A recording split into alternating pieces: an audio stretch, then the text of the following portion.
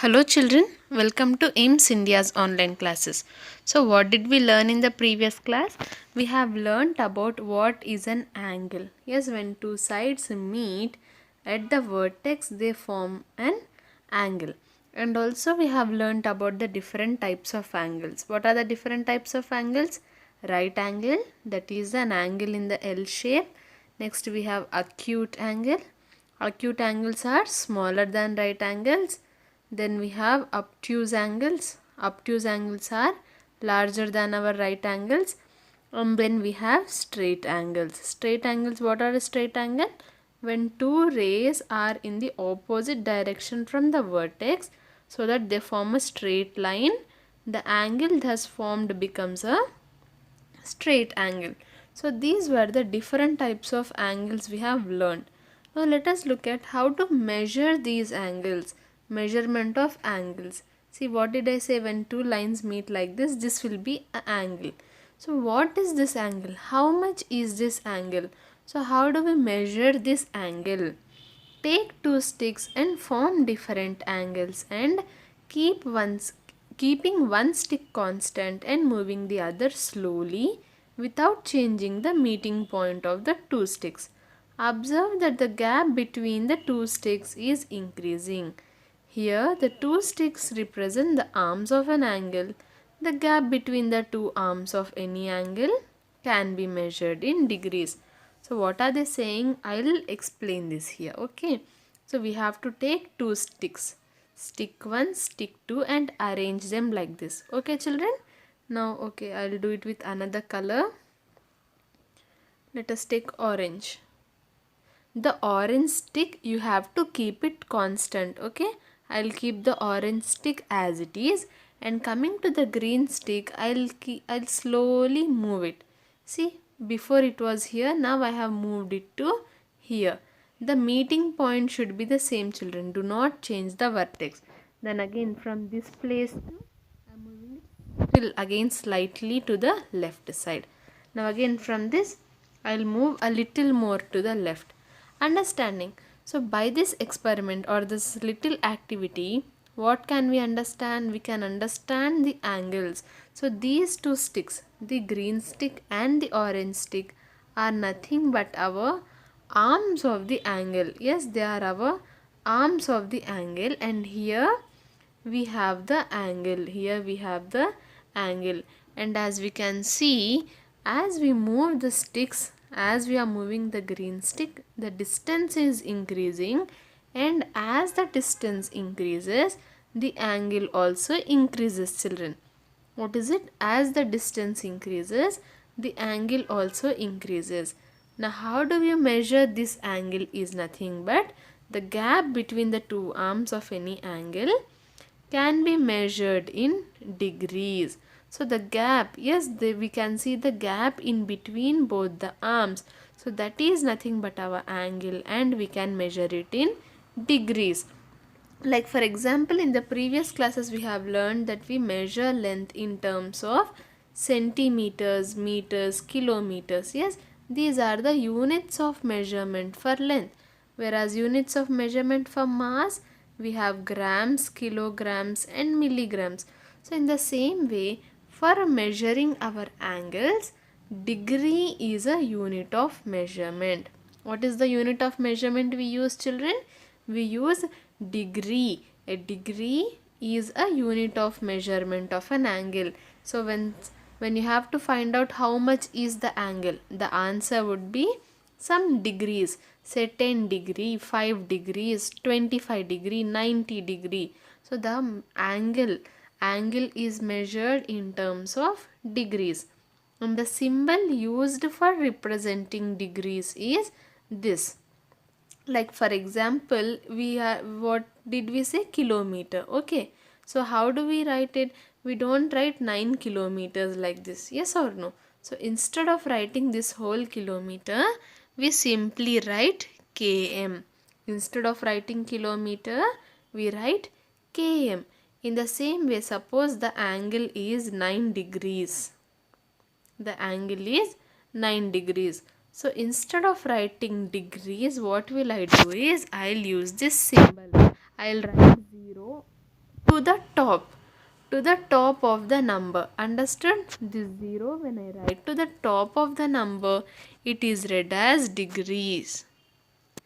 9 degrees. It is read as 9 degrees. Understood, children, the difference? So you should not write like this. This 0 or O is to be placed on top of the number, to the top right side. Suppose if it is 79. Yes, after 79 you have to put this. Okay, so put this on the top here. Okay, don't put it in the at the bottom or in the middle or in the front. It is always to be used, the degree symbol is to be used after writing the angle. Say 79 or 100, whatever degrees. So suppose if you say 100 degrees, write the number 100, then write the degree symbol on the top. Degree symbol comes to the top, children. Okay, always remember to write it on the top. So how will we read it? 100 degrees. 100 degrees. So what can we, what did we learn till now? We've learned that for measuring angles, what is the unit of measurement for angles, children? It is degree. Degree is a unit of measurement of an angle. Observe the measurements of the following angles. Let us observe. Angle QPR is equal to 1 degree. Angle BAC is equal to 15 degrees. You remember this, right? This symbol is nothing but angle. It is read as angle. And this symbol, it is a new symbol that we have learned just now. We read it as degree. Yes or no? See, angle QPR. The arms are ray PQ and ray PR. Yes, see, it is like this. Q, P, R. What is it? Angle QPR. And remember the rules of writing the angle's name. While writing the angle's name, the vertex, alphabet representing the vertex, should always be in the middle. Here P is the vertex, so P is written in the middle. Yes. And what is this angle? It is equal to 1 degree. It is equal to 1 degree. Now coming to the second angle. Angle BAC. Angle BAC is equal to 15 degrees. Angle DEF. Angle DEF is equal to 90 degrees. And what is it looking like, children? It is an L-shaped angle. Yes, so it is our right angle. It is our right angle. And one point to remember is that right angle is always equal to 90 degrees. When you have a right angle in front of you, suppose if I give you something like this, this is P, Q and R, and I ask you to find out this angle, how much is this angle? So even without thinking, you can say that the angle is equal to 90 degrees. Angle QPR. Angle QPR is equal to how much? 90 degrees. How can we say that? Because it is a right angle. Because the angle QPR is a right angle. It is in the L shape. We can say that we can directly say that the angle is equal to 90 degrees even without measuring it. Next, angle XYZ is equal to 126 degrees. Yes, what did we observe? As the gap between these vertexes, as the gap between the arms is increasing, the angle is also increasing. See, here it is very little gap, 1 degree. Here, when compared to the previous angle, the gap between the arms is more. So even the angle has also increased. Before it was 1 degree, now it is 15 degrees. Now here we are having more gap again. So again the angle has also increased to 90 degrees. Yes or no, children? So like this, whenever as the gap between these two arms widens, as it increases, the angle also increases. The smaller the gap, the smaller the angle. The wider the gap, the larger the angle. Okay, now have you seen a D-shaped instrument in your geometry box? It is called as a protractor and is used to measure angles. Now you might be seeing this thing. This is a protractor, isn't it, in D shape? See, it's a D-shaped thing. You might be always looking at this and wondering, what is this used for? What kind of a scale is this? Yes, children. So this is called as a protractor. What is it called as? P-R-O. Pro. And you might know the spelling of tractor. T-R-A-C-T-O-R. Protractor. Protractor is this D-shaped instrument that can be found in your geometry box. P-R-O, pro, T-R-A-C-T-O-R, tractor, protractor, protractor. And what is the use of this protractor now? It is used to measure our angles. Yes, these are the different angles, right? So how did we arrive at this? How can we say that this angle is 126 degrees? So we can say that with the help of the protractor. Now take out the protractor from your geometry box and observe it carefully. So upon observing, what can you see, children? You can see that there are two rows of measurements from 0 degrees to 180 degrees going in opposite directions. So what can we observe here? See, we are having 0 to 180 degrees here, and again we are having 0 to 180 degrees. So we are having 0 to 180 degrees. Yes, we are having two lines. We are having two lines. And what is the pattern? See, here it is moving like this, 0 to 180, and on the outer side it is moving like this, 0 to 180. They are moving in the opposite direction. What do we observe? That there are two rows of measurement from 0 degrees to 180 degrees going in opposite direction. This row of measurement is going in the opposite direction. Here in the below line, the 0 measurements are going from this side. What is this? From 0 to 180, and on the outer side it is going in the opposite direction. And what are these rows of measurement called? They are called as the scales. They are called as the scales, children. So they are called as scales. One is the inner scale and the other is the outer scale. So can you tell me which will be the inner scale and which will be the outer scale? Yes, this is on the inside. This row of measurement is on the inside. So it is called as inner scale. And the other row of measurement that is on the outside is called as our outer scale. Is this clear about the protractor? What did we learn about the protractor now? We've learned that there are two rows of measurement from 0 degrees to 180 degrees. Yes, children, remember to read them as degrees.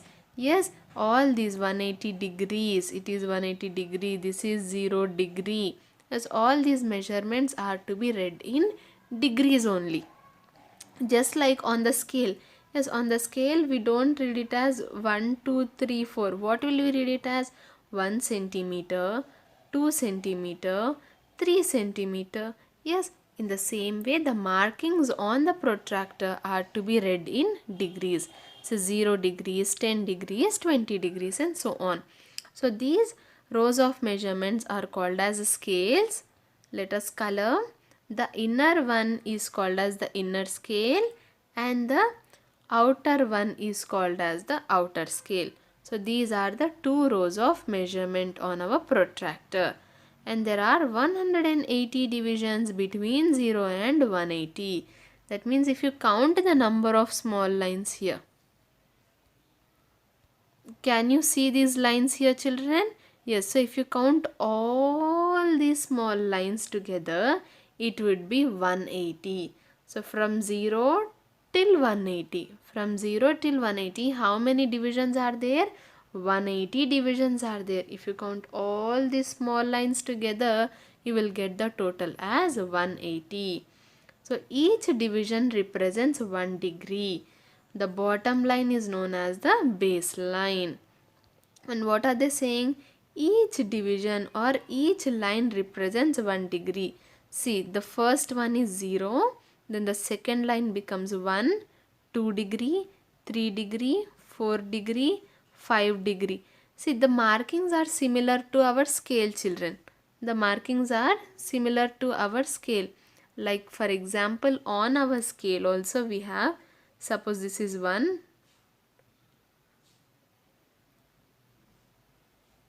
Sorry, the middle line has come a little bit longer than expected. Okay, yes, so we'll have markings like this, right? So even these markings are similar to these ones. So this is 1, so this is, what is this, 1.1, 1.2, 1.3, yes or no? So in the same way here, this is 0, 1, 2, 3, 4 on the protractor, 0, right? Okay, this would be 1, 2, 3, 4, 5, 6, 7, 8, 9 and then 10. Understood?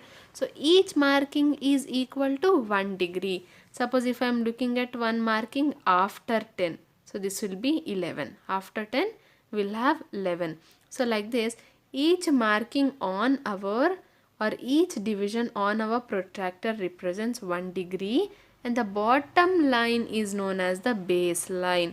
Are you able to see this line here, children? This line is called as our baseline. Base means the one that is at the bottom. Even normally in general terms, what is the meaning of base? Base is what is at the bottom. So this bottom line is nothing but baseline. It is called as the baseline. The point where baseline and the line corresponding to 90 degrees meets is known as the center point. See, this is the 90 degrees, yes or no? In both the inner scale and the outer scale. See, this is 80, here 100. That means in middle it is 90. Yes. So in both the inner scale and outer scale, 90 degrees is the same. So where is the 90 degrees meeting our baseline? This is our baseline and this is our 90 degree line. So let us see where it meets. This is our 90 degree line and this is our baseline. So where are they both meeting, children? They both are meeting at this point at the bottom. So this is called as our center point. What is it called as? It is called as the center point. Are we clear with what all is on the protractor? We have two rows of measurement. The inner one is called as the inner scale. The outer one is called as the outer scale. Now this line at the bottom is called our baseline, and this dot, yes, see, we can see this circle in the bottom. So that is nothing but our center point. Now do you know, the protractor which is there in the geometry box is known as half circle protractor. There is also a full circle protractor. It also has inner scale and outer scale with markings from 0 degrees to 360 degrees. So what do we see here is just a half of a circle. Yes, half of a circle. So it is called as half circle protractor. But actually we do not use it. But if a few people use a full circle protractor, they use a full circle protractor. Apart from this small protractor we have in our geometry boxes, we have a full circle protractor. And what are the markings on this full circle protractor? There are markings from 0 degrees to 360 degrees. See, I'll zoom in here. See, 0 degrees to 300. This 0 is starting here and this is 360 degrees. Yes or no? So from 0 degrees till 360 degrees we can find the markings on this full circle protractor. I hope this is clear, children. What do we use? What is it called as? It is called as a half circle protractor. Now how to measure angles using this protractor? Now we have seen what is a protractor. Yes, let us learn how to use it for measuring angles. Let us measure the angle XYZ given here using the protractor. The angle XYZ. So we will find out this angle. How much is this? So what are these?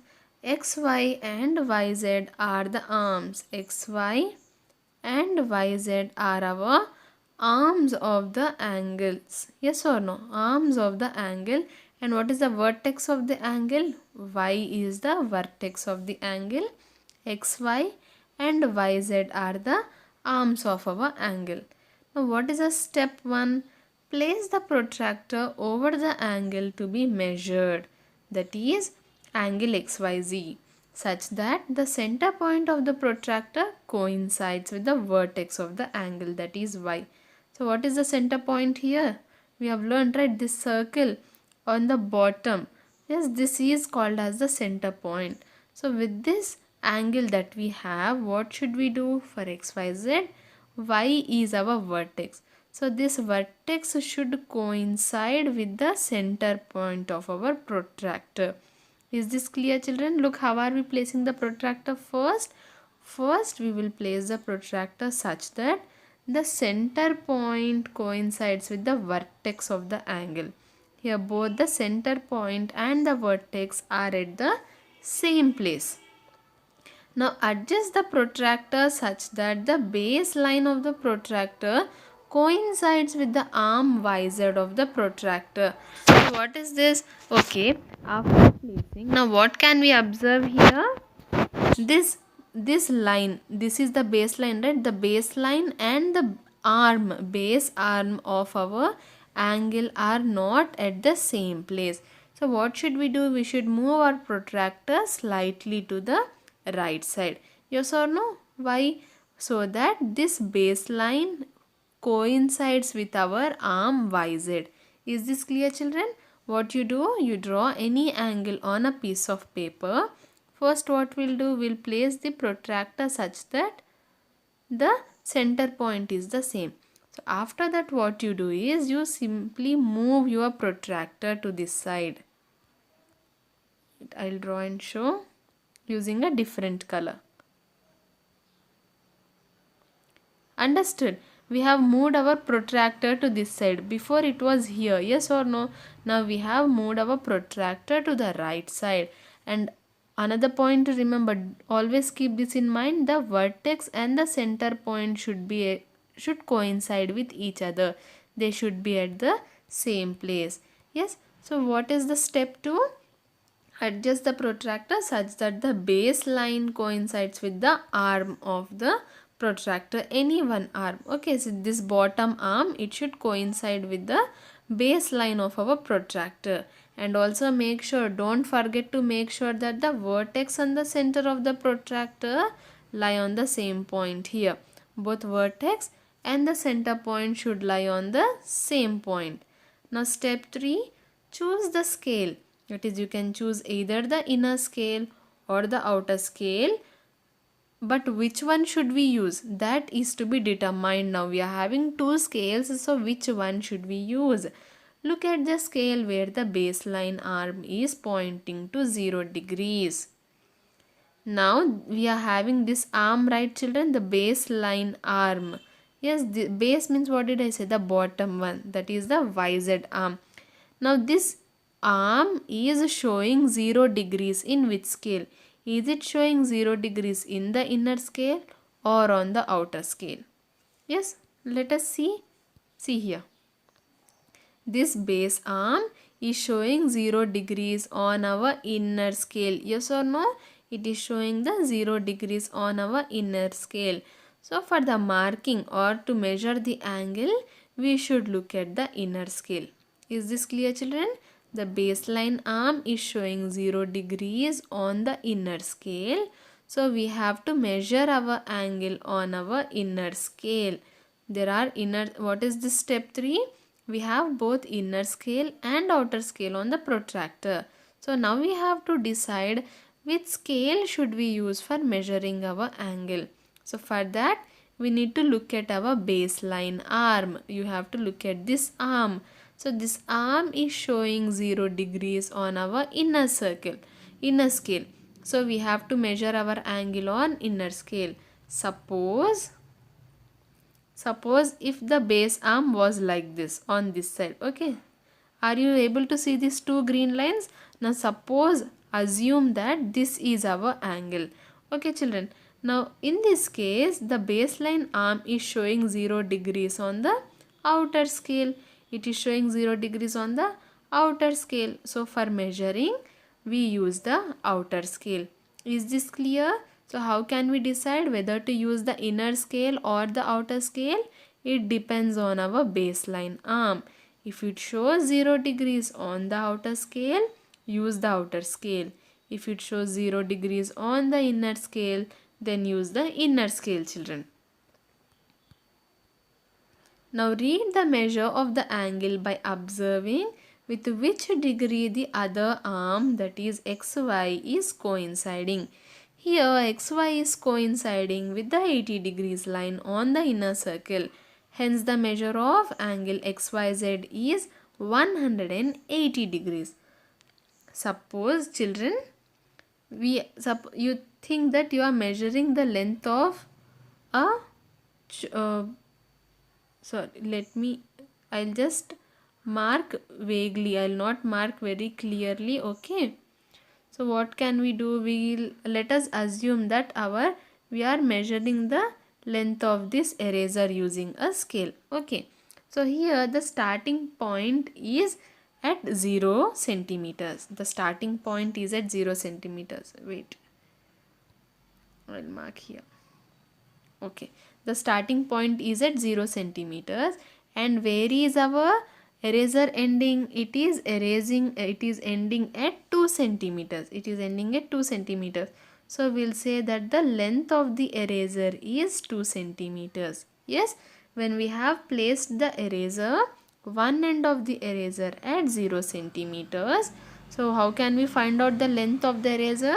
We'll look at where the other end is. It is stopping at, or it is ending at 2. So the length of our eraser becomes 2 centimeter. Yes. So the same principle is applied here. One arm is at 0 degrees. At the bottom, the arm YZ is at 0 degrees. So now look at the other arm, that is arm XY. Where is it? Where is it at? It is at 80 degrees. Remember children, we are using the inner arm. Don't look at the outer arm. Don't take 100 degrees. You have to measure the angle as 80 degrees. This arm XY is stopping, or it is pointing at 80 degrees. So this angle is equal to how much? It is equal to 80 degrees. Am I clear? As the baseline arm is pointing 0 in the inner scale.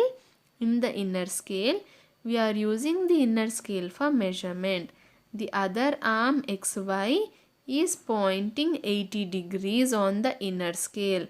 So the length of this angle becomes 80 degrees. The angle, hence the measure of the angle XYZ becomes 80 degrees.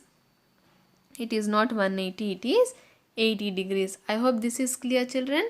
Just like we use a scale for measuring the length of the objects, we use our protractor for measuring the angles. And what is the unit of measurement? It is degree. I hope this is clear. Today we've learnt about the basics of protractor.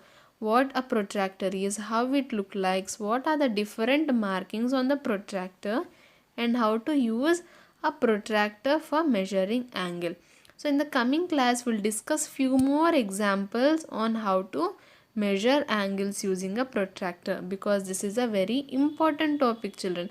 Even in your higher classes, even after you complete school and choose mathematics as a subject, for further studies you have to measure angles using a protractor. So it's very important that you are clear with this topic. Okay, so we'll continue again the measurement of angles with more